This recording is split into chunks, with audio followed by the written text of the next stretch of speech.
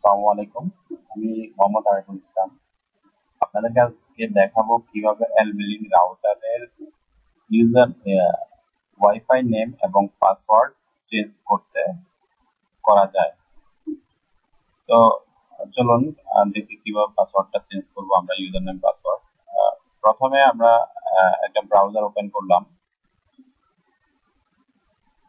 ব্রাউজারের মধ্যে এলবিলিং রাউটারের default IP login IP 192.168.16.1 enter.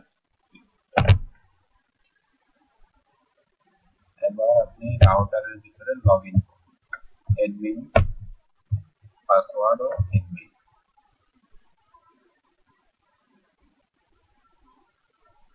আমরা ইতিমধ্যে রাউটারের ভিতরে ঢুকে গেলাম। এখন জাস্ট কোনো অপশনে যাওয়া লাগবে না আমাদেরকে। এখানে ভালোভাবে খেয়াল করুন যে নেটওয়ার্ক নেম ওয়্যারলেস সেটিং এর ভিতরে নেটওয়ার্ক নেম এসএসআইডি, এই নামটা এখানে লেখা আছে। এটা হচ্ছে আপনার ওয়াইফাই নেম। এই নামটা আপনি ইচ্ছা করলে চেঞ্জ করে করতে পারেন মুহূর্তের মধ্যে।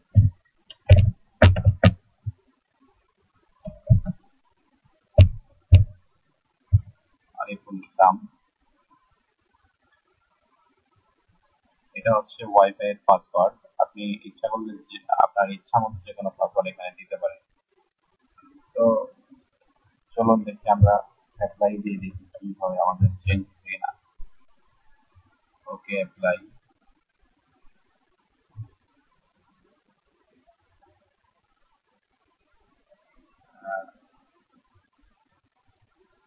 এভাবে আপনারা এলবিলিং রাউটারের ইউজার নেম এন্ড পাসওয়ার্ডটা চেঞ্জ করবেন।